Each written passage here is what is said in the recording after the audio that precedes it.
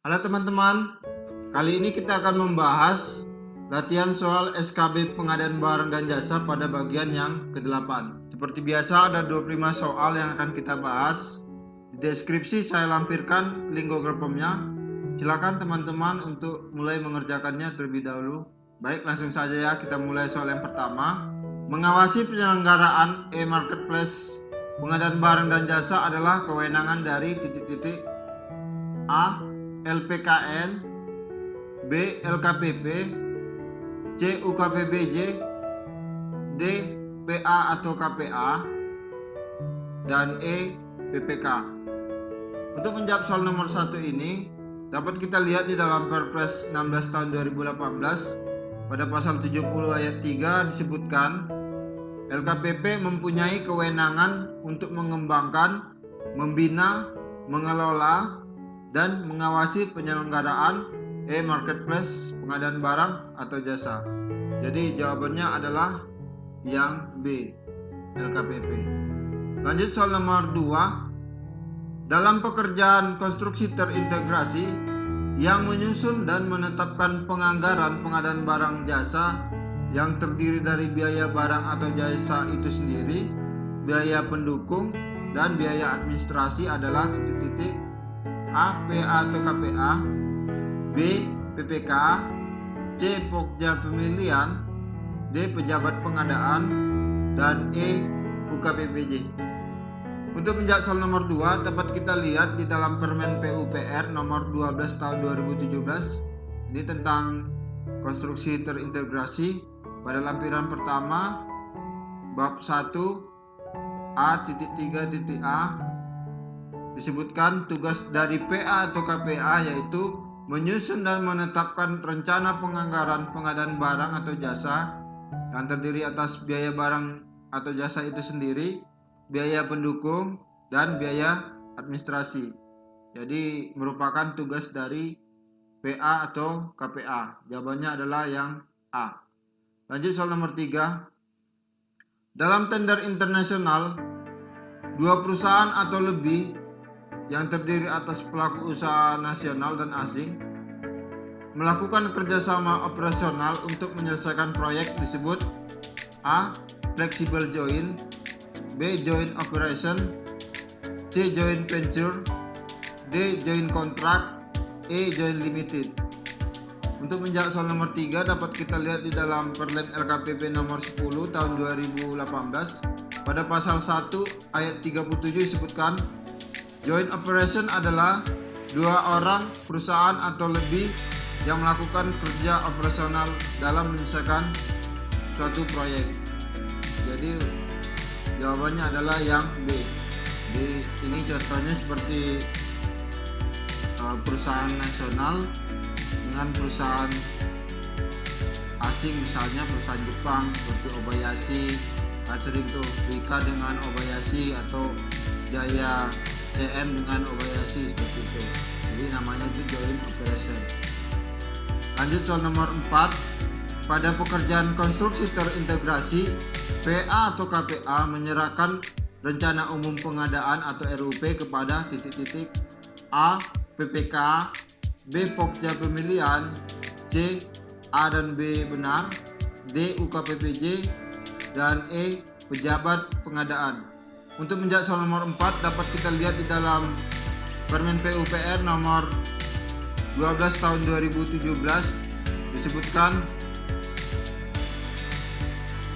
PA atau KPA menyerahkan rencana umum pengadaan kepada PPK dan Pokja pemilihan. Jadi jawabannya adalah A dan B benar. Berarti C ya. A dan B benar. Lanjut soal nomor 5. Yang menyatakan seleksi gagal dikarenakan negosiasi biaya pada seleksi tidak tercapai adalah A. Pokja pemilihan, B. PPK, C. KPA, D. PA, dan E. LKPP. Untuk menjawab soal nomor 5 dapat kita lihat di dalam Perlem LKPP nomor 9 tahun 2018 pada lampiran bagian 4.2.15 disebutkan Ada beberapa penyebab tender atau seleksi dinyatakan gagal. Salah satunya yaitu negosiasi biaya pada seleksi tidak tercapai. Hal tersebut dinyatakan atau ditetapkan oleh Pokja Pemilihan. Jadi jawabannya adalah yang A, Pokja Pemilihan. Lanjut soal nomor 6. Pengumuman RUP barang atau jasa pada pekerjaan konstruksi terintegrasi dilaksanakan A. Setelah penetapan alokasi anggaran, B. Setelah RKA KLDI disetujui DPR atau DPRD, C. Sebelum pengumuman pelaksanaan pengadaan barang jasa oleh UKPBJ, D. Setelah penetapan pagu indikatif, dan E, B dan C benar.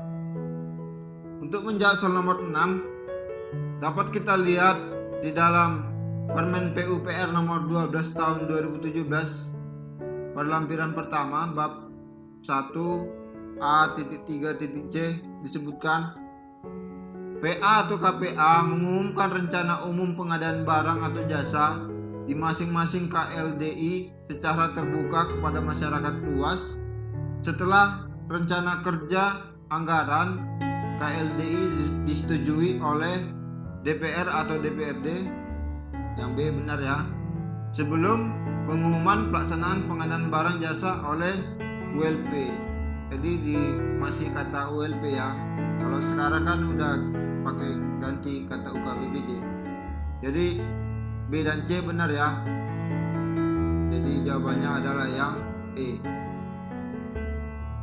Lanjut soal nomor 7.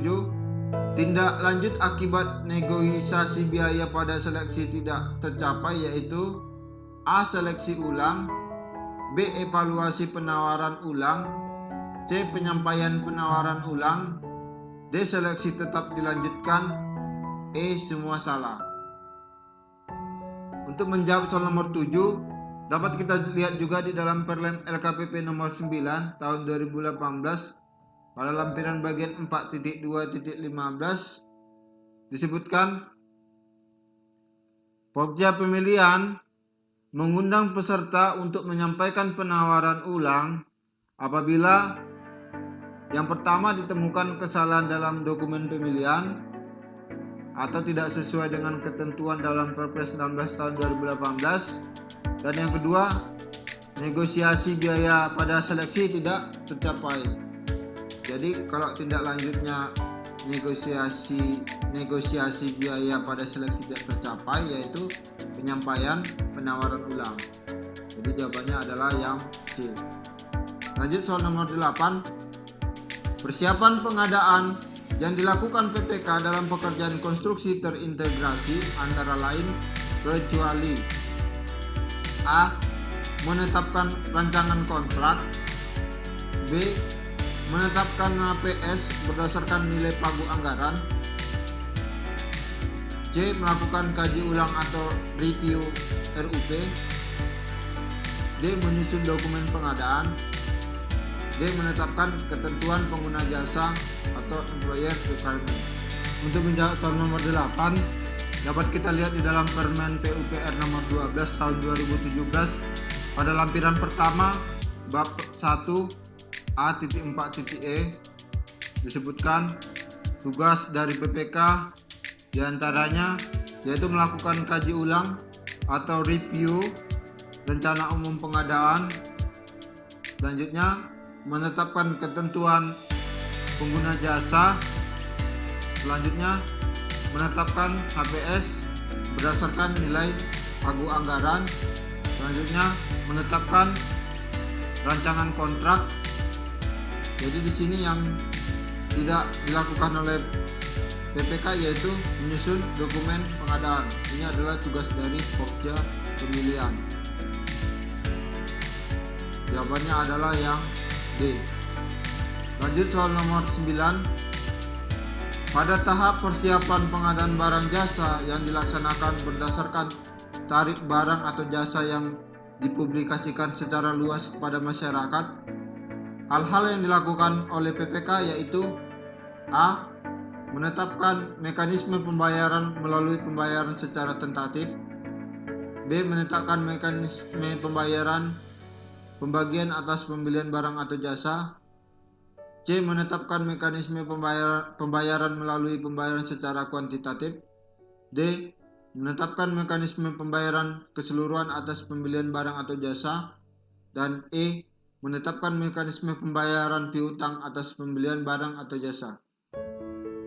Untuk menjawab soal nomor 9, dapat kita lihat di dalam Perlep LKPP nomor 12 tahun 2018 tentang pengadaan barang jasa yang dikecualikan, yaitu pada pasal 6 ayat 2 disebutkan, pada tahap persiapan pengadaan, PPK menetapkan mekanisme pembayaran melalui pembayaran secara berlangganan, periodik, atau pembayaran keseluruhan atas pembelian barang atau jasa.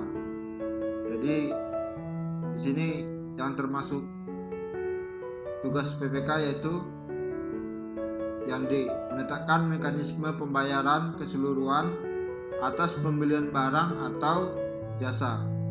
Lanjut soal nomor 10. Kewenangan delegasi dalam melakukan tindakan yang mengakibatkan pengeluaran anggaran belanja yaitu A. PPK, B. Pokja pemilihan, C. PA, D. KPA, dan E. Pejabat pengadaan. Untuk menjawab nomor 10 dapat kita lihat di dalam Perpres 16 tahun 2018 pada pasal 10 ayat 1 disebutkan, KPA dalam pengadaan barang atau jasa dapat melaksanakan pendelegasian sesuai dengan pelimpahan dari PA. Jadi untuk kewenangan delegasi dari PA melakukan tindakan yang mengakibatkan pengeluaran anggaran belanja dilakukan oleh KPA. PPK juga dapat melakukan tindakan yang mengakibatkan pengeluaran anggaran belanja, tetapi itu adalah kewenangan mandat atau tugas dari KPA. Kalau PA melakukan tindakan yang mengakibatkan pengeluaran anggaran belanja adalah kewenangan atribusi, yaitu berdasarkan undang-undang ya, peraturan. Jadi untuk nomor 10 jawabannya adalah yang D. Lanjut soal nomor 11. Pada tahap perencanaan pengadaan barang jasa yang dilaksanakan berdasarkan tarif barang atau jasa yang dipublikasikan secara luas kepada masyarakat, hal yang dilakukan oleh KPA yaitu A. Menetapkan sasaran pekerjaan, B. Menetapkan HPS melalui kompetisi, C. Menyusun jadwal pelaksanaan pengadaan barang jasa, D. Menyusun perkiraan biaya berdasarkan kebutuhan dan tarif barang atau jasa, dan E. Menyusun perkiraan biaya atau RAB berdasarkan analisis pasar. Untuk menjawab soal nomor 11 dapat kita lihat di dalam Perlep LKPP nomor 12 tahun 2018 pada pasal 6 ayat 1 disebutkan, pada tahap perencanaan pengadaan, PA atau KPA menyusun perkiraan biaya atau RAB berdasarkan perkiraan jumlah kebutuhan dan tarif barang atau jasa. Jadi berdasarkan kebutuhan dan tarif barang jasa. Jawabannya adalah yang D. Lanjut soal nomor 12. Jenis kontrak pada pekerjaan konstruksi terintegrasi yaitu A.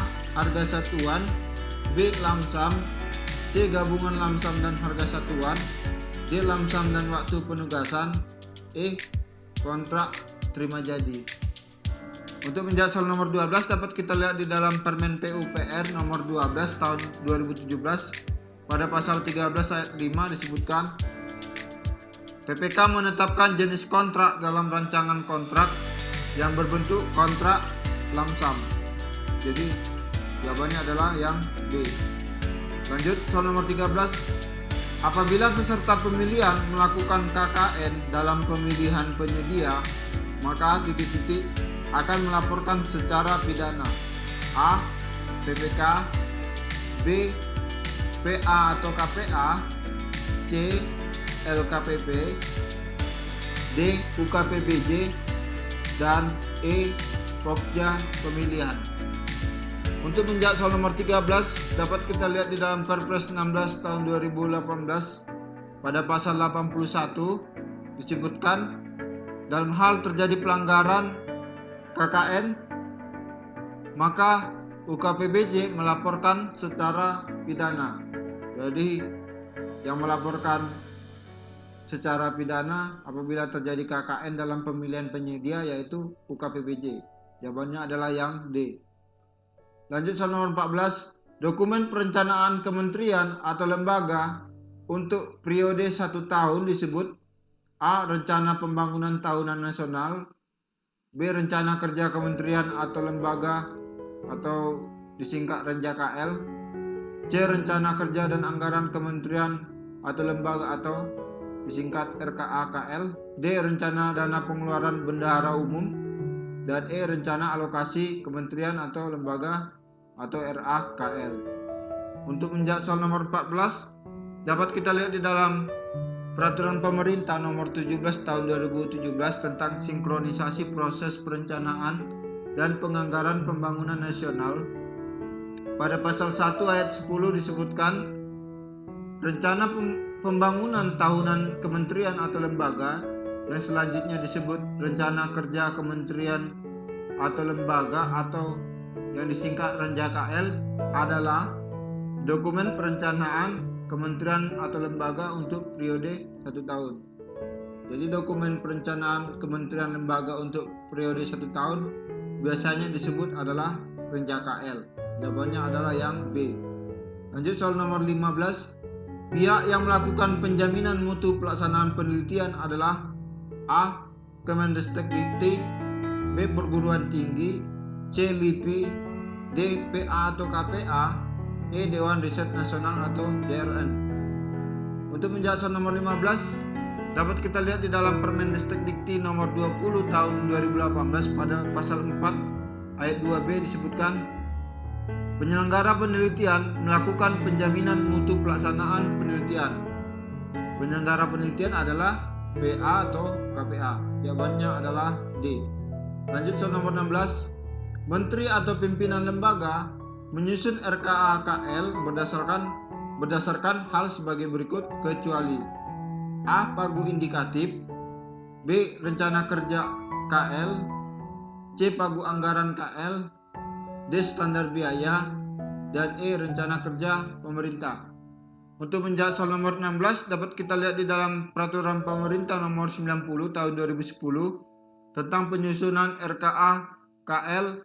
Pada pasal 9 ayat 4 disebutkan Menteri atau pimpinan lembaga menyusun RKAKL berdasarkan yang pertama pagu anggaran kementerian atau lembaga, yang kedua RenjaKL, yang ketiga berdasarkan RKP hasil kesepakatan pemerintah dan DPR, yaitu rencana kerja pemerintah ya. Selanjutnya berdasarkan standar biaya. Jadi yang tidak menjadi acuan dalam penyusunan RKAKL adalah yang A, pagu indikatif. Lanjut soal nomor 17. Pada tahap persiapan pengadaan barang jasa yang dilaksanakan berdasarkan praktik bisnis yang sudah mapan, hal yang dilakukan oleh PPK yaitu A. Menetapkan sasaran pekerjaan, B. Menetapkan HPS untuk pemilihan penyedia yang dilakukan melalui kompetisi, C. Menyusun mekanisme pembayaran keseluruhan atas pembelian barang atau jasa, C. Menyusun perkiraan biaya berdasarkan kebutuhan dan tarif barang atau jasa, D. Menyusun perkiraan biaya atau RAB berdasarkan analisis pasar. Untuk menjawab soal nomor 17 dapat kita lihat juga di dalam Perlem LKPP nomor 12 tahun 2018 pada pasal 7 ayat 2 disebutkan pada tahap persiapan pengadaan PPK dapat menetapkan HPS untuk pemilihan penyedia yang dilakukan melalui kompetisi. Jadi jawabannya adalah yang B. Lanjut soal nomor 18. Pagu anggaran kementerian atau lembaga disampaikan kepada setiap kementerian atau lembaga paling lambat A. Akhir bulan Maret, B. Akhir bulan Mei, C. Akhir bulan Juni, D. Akhir bulan April, dan E. Akhir bulan Juli. Untuk menjawab soal nomor 18 dapat kita lihat juga di dalam di dalam PP nomor 90 tahun 2010 disebutkan pagu anggaran kementerian atau lembaga disampaikan kepada setiap kementerian atau lembaga paling lambat akhir bulan Juni. Jadi jawabannya adalah yang C. Lanjut soal nomor 19. Jaminan pelaksanaan pada pekerjaan konstruksi berlaku sampai dengan titik-titik A. Serah terima pekerjaan, B. Serah terima pertama, C. Masa pemeliharaan berakhir, D. Dimulainya masa pemeliharaan, dan E. Serah terima terakhir. Untuk menjawab soal nomor 19 dapat kita lihat di dalam Perpres 16 tahun 2018 pada pasal 33 ayat 5 disebutkan jaminan pelaksanaan untuk pekerjaan konstruksi berlaku sampai dengan serah terima pertama pekerjaan konstruksi. Jadi kalau untuk pekerjaan konstruksi berlaku sampai dengan serah terima pertama, karena setelah itu kita akan kasih jaminan pemeliharaan. Sedangkan untuk pekerjaan barang atau jasa lainnya yaitu sampai pada serah terima pekerjaan. Jadi jawabannya adalah yang B. Lanjut soal nomor 20. Pelaku pengadaan barang jasa yang dikecualikan pada pengadaan barang jasa pemerintah salah satunya adalah pihak lain. Salah satu pihak lain yaitu A. Pokja pemilihan, B. Penyedia, C. Sanggar atau kelompok seni budaya, D. Pejabat pengadaan, dan E. PA atau KPA. Untuk menjawab soal nomor 20 dapat kita lihat di dalam Perlem LKPP nomor 12 tahun 2018 disebutkan salah satu pihak lainnya yaitu komite atau tim teknis atau panitia lain yang dibentuk berdasarkan peraturan perundang-undangan. Selanjutnya menteri atau pejabat yang ditunjuk berdasarkan peraturan perundang-undangan, pejabat umum, sanggar atau kelompok seni budaya, pelaku usaha yang menyediakan jurnal ilmiah untuk lain sesuai dengan kebutuhan. Jadi salah satu pihak lain dalam pengadaan barang jasa yang dikecualikan yaitu sanggar atau kelompok seni budaya. Jawabannya adalah yang C. Lanjut soal nomor 21. Jaminan pelaksanaan pengadaan barang jasa lainnya berlaku sampai dengan A. Serah terima pekerjaan, B. Serah terima pertama, C. Serah terima akhir, D. Masa pemeliharaan berakhir, E. Dimulainya masa pemeliharaan. Jadi udah jelas ya tadi ya, udah terjawab ya. Jadi jawabannya adalah yang A. Serah terima pekerjaan.